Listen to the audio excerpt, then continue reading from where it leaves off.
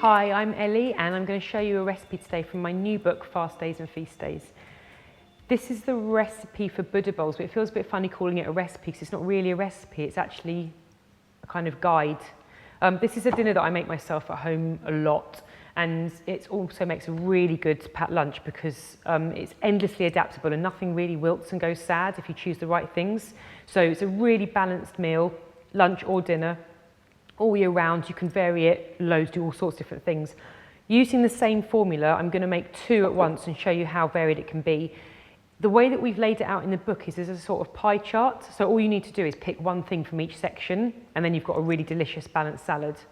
So we're going to do two at once, and the first layer that we're going to start with always is some sort of grain or grain alternative. So we're going to do one with brown rice, and it's already cooked here, and we're going to do one with cauliflower rice. So in the book I explain how to make the cauliflower rice, but you're basically blitzing cauliflower up in a food processor till it's like a rice-like consistency. It's much, much lower in calories than rice, so for fast days it's a brilliant thing, but even on a feast day it still makes a really good component to this salad. With regards to bowls, this is the perfect bowl for a Buddha bowl. It's my absolute favourite one to use. You want to look for like a ramen bowl like this with a really wide surface area because you're putting lots of different things into it and you don't want it piled up, you want it across. So minimum like that, but this is absolutely ideal. I've got two on the go here. So we're going to start this one with the brown rice. Quantity wise, I haven't said in the book how much of each thing, you know, use your common sense. I think probably that much looks about right. And we're going to put the cauliflower rice in this one. The next thing we're going to add is some chickpeas in the first one. I put these cooked pea lentils in this one. The next element we want to put in is some veg. We've got some beautiful purple kale for this one.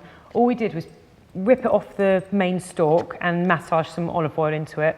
Some people might say life's too short to massage some kale, but I would disagree.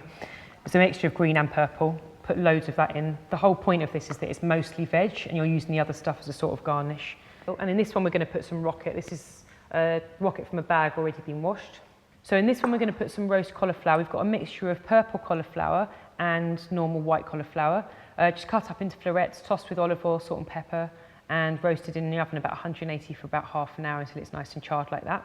You could do this in advance and have it cold, or you can put it in when it's hot. This one is going to have in some raw grated beetroot. So got a mixture of yellow and the candy stripe or bagpuss beets. So you can see so far we've basically done the same format for each thing, but they're already looking completely different. The next thing we're going to put in is some protein. So this is smoked tofu. Comes out of a packet. And it's already like this. You can actually eat it straight from the packet or you can cook it if you like. On this one we're going to put some trout. This is smoked trout. You could use poached trout. If you can't find that, then use a little bit of smoked salmon, might be nice. Right, so now we're going to have something pickled in each of them. This one here is going to have some little baby beetroots, just from a jar that have been drained off and quartered.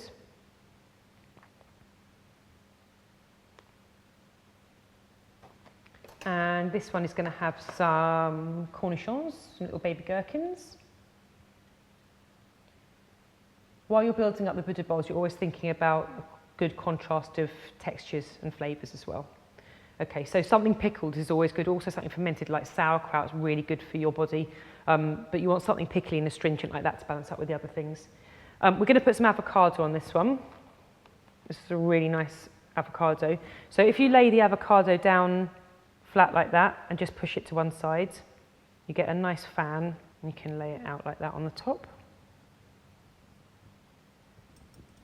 And on this one we're going to put some creme fraiche and horseradish that's been mixed together, just creamed horseradish from a jar. That with the trout and with the beetroot is going to be absolutely delicious. So this is a feast day recipe, it's not a fast day one, so we're not measuring anything accurately.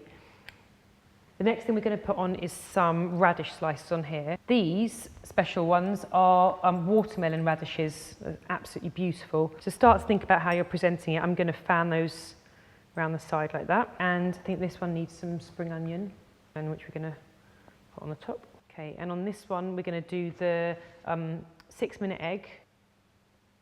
Wow, that yolk's wicked.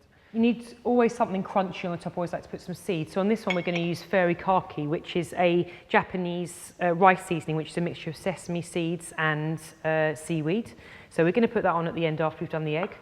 On this one, we're going to have a mixture of toasted seeds. So there's pumpkin, sunflower, and sesame seeds. So I'm going to sprinkle those over the top. This one's had the horseradish creme fraiche, but this one needs a bit of dressing. So we're going to use some argan oil, really delicious and nutty. Let's stick some fresh herbs on them as well, because it's always going to be nice. I think some coriander probably suits this first one. And let's use some flat leaf parsley on the other one.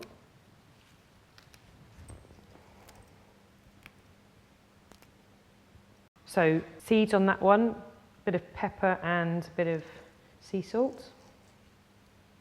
Okay, and on this one we're going to do the 6-minute egg, which I've explained in the book.